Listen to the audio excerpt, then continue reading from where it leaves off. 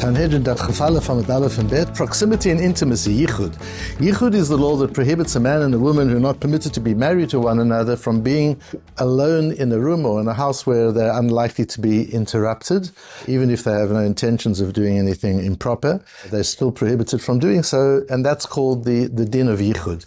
Today, through understanding a subtle and very important insight of Rav Shach, and also Rabbi Moshe Feinstein, quite interestingly, two contemporary Gedolei Hador, some of the great minds of our generation.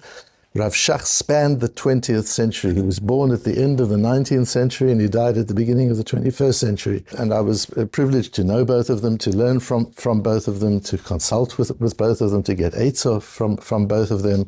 And we'll meet them in our learning today.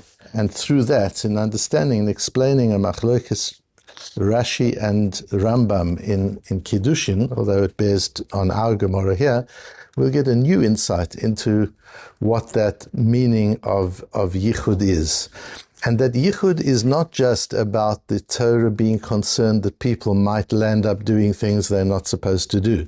That might be part of it, but the very act of excluding people from a space creates greater intimacy for the people who are included in that space. That's the idea of a club. The idea of a club is some people are excluded. Why do you want to exclude some people? Because it creates greater bonds between the people who are included. That intimacy, when it involves a man and a woman who are not allowed to be married to one another, is in itself problematic, even if nothing else happens. That's a level of intimacy which is not allowed between a man and a woman. It's based on a posuk in Parshat Re'eh, Ki yisitcha achicha ben imecha uvincha ovitcha o eshet chekecha o re'echa asher kenafshecha besetel lemon lecha v'navda Elohim acharim asher lo yadata ata v'avodecha. That's the case of mesit u'meidiach. If somebody entices you to serve a foreign god, to serve an idol, then the Torah goes on to the whole din. But the wording is straight. If your brother, the son of your mother, or your son or your daughter, etc., should entice you. Ask the Gemara in Kiddushin, where do we get an indication that Yichud is a doraisa, that this law of not being in a space alone together if one isn't permitted to be married to the person, where do we learn that from? From the Torah. This is a law of the Torah. Shene'emar ki yisitcha achicha ben imecha v'chi ben ein mesiach mesit uven av eno mesit. Why would the Torah word it, the son of your mother? The Torah is telling you that it's likely to be a brother of your mother, that you and this person have a common mother. Because if you didn't have a common mother, if you had a common father but were from different mothers, then you're unlikely to be raised in the same home. Because a son is allowed to have yichud with his mother, and a mother with a son, or a father with a daughter. They're allowed to be alone together. But this person, if his mother is a different mother, so Reuven and Shimon are brothers from the same father but not from the same mother, in such a case, they probably wouldn't grow up in the same house together, because how would Reuven be alone with Shimon's mother? How would Shimon be alone with Reuven's mother? They would be brought up in the home of the mother. That's where we learn the din of Yichud from the way, although that's not the pshat of the posuk. The way the posuk is constructed, the way the verse is constructed, tells us the law of Yichud, teaches us Rabbi Yochanan in the name of Rabbi Yishmael. And therefore, asur lityachedim kol harayot shebaTorah, all the prohibited relationships from the Torah, you're not permitted to have yichud with. And the Rambam paskins that halacha, asur lityachedim erva min harayot, ben zekena ben yalda. It makes a difference if it's an old woman or a young woman.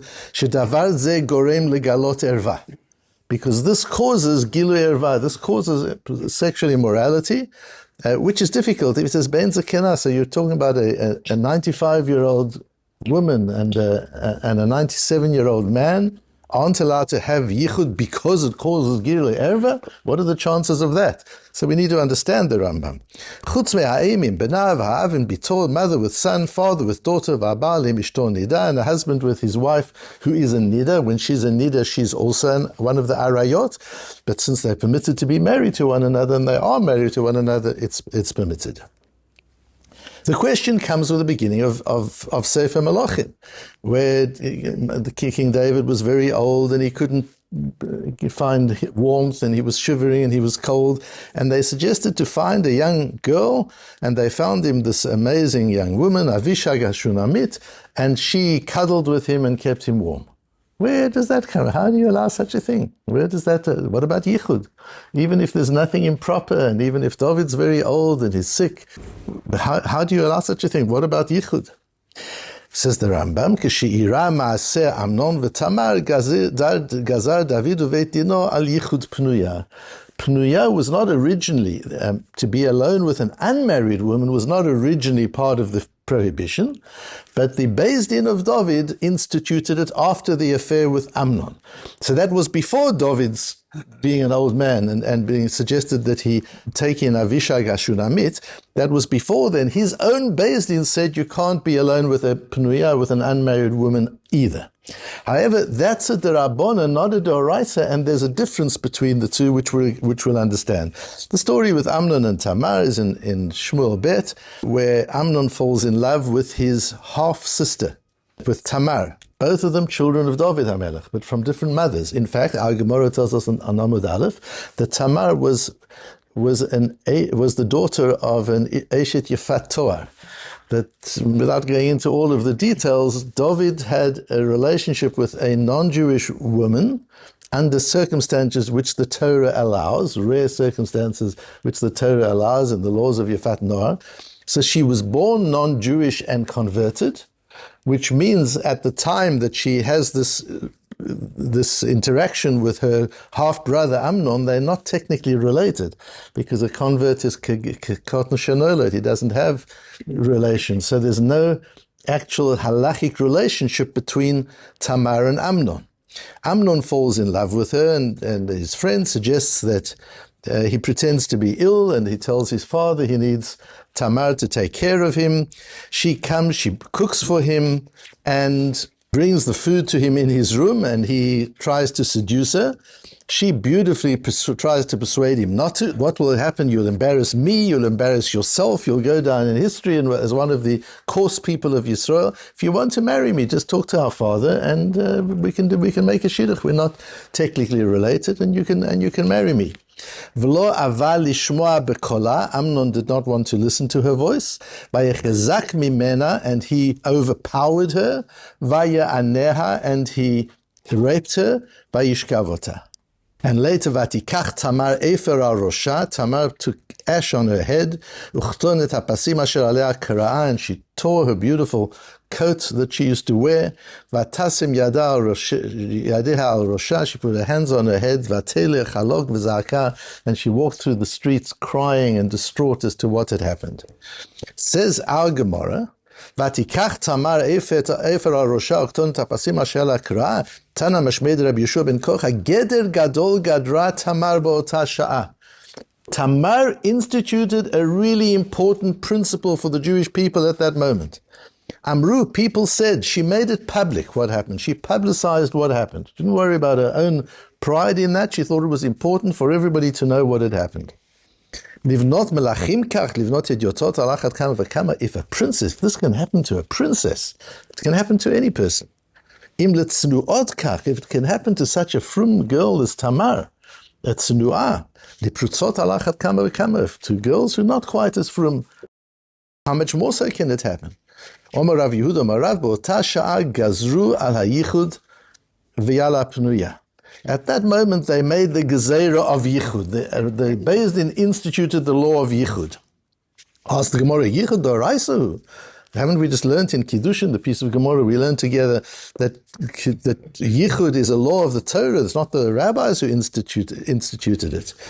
Answers the Gemara, Ela ema gazru al Yichud t'pnuya. This was the point at which they instituted Yichud not only for people who you're not allowed to be married to, but even to an unmarried woman who you are allowed to be married to. Still, Yichud is not allowed. Yichud is an amazing tool that halacha gives the woman to deal with the power imbalance. It's the nature of sexual attraction that there should be a power imbalance. Women are attracted to strong men. That's the nature of that attractiveness. And if men and women kind of had equal power, you would lose a lot of the, as we see today, you would lose a lot of the sexual energy between the male and the female. So, but the problem is that power can so easily be abused, as we also see today. So what is the woman's defense against the power of the man? The man is powerful both physically, he's usually stronger than the woman, as was in the case of Amnon, and he's also often, from a status, from a hierarchical position, he's often more powerful, as we know in the work situation today. So what has a woman got to do? She's got the laws of Yichud. She can simply say, I think you're a wonderful man, I find you wildly attractive. She could even say, but I can't be alone with you. Do you mind if we leave the door open? I can't be alone with you. There's a law of Yichud. And that way she's able to establish a boundary that makes it unlikely that she's going to be abused, even though the man has the power. And had that been the case in the last several years, we wouldn't have had all of the issues coming up with the Me Too movement and so on, if women would just have used the law of Yichud to their own advantage. It's a gift that the Torah gives to the woman to manage the power imbalance, which is an essential quality of a man-woman relationship.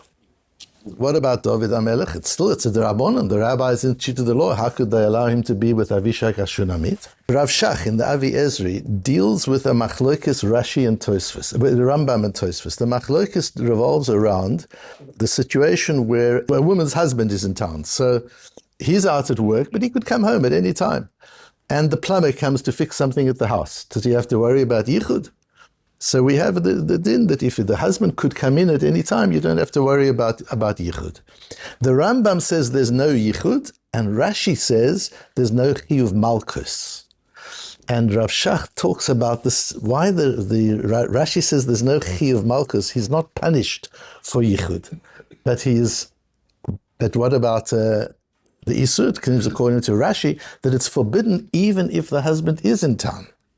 So the Rav Shach explains, Imkein Isur atzmutohu velo mishum hachashash deshema yavo aleh. According to Rashi, the prohibition of Yichud is not in case they do something improper.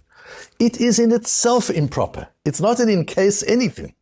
That's the difference, explains Rav Shach, in our Gemara between the Drabonon that was introduced by the rabbis later that governs an unmarried woman, and the laws that govern one of the arayot, somebody who's a forbidden relative. The prohibition of Yichud Midoraisa is not in case something will happen, although the Rambam uses those words. The Rambam disagrees. The Rambam says it is in case something will happen. Rashi, Rav Shach wants to suggest, holds that there is the proximity itself creates a level of intimacy which is forbidden in the laws of Arayot. That you're not allowed to be close to certain people of the opposite sex is... That closeness doesn't just mean physical intimacy.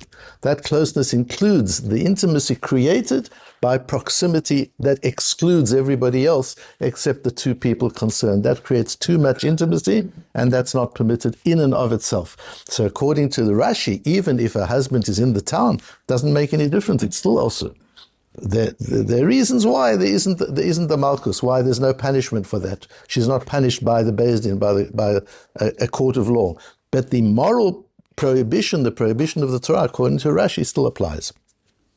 According to the Rambam, it doesn't, because he says the principles of Yichud are in order to prevent anything improper from happening, and in that case, it's unlikely that anything improper would happen. There's a beautiful long Reb Moshe Feinstein in the fourth chelik of Eben Hoezer, where he talks about Hilchos Yichud, and he goes to it in a lot of detail. And one of the things he says there, even though he says there's no question, unlike Rav Shach in Rashi, because he's going according to the Shita of the Rambam, the way we paskin, Af shegam ken barur shetam ha'yisur hu mishum chashash znut. He says clearly the Torah is concerned about what might happen. That's the reason for the Isser of Yichud.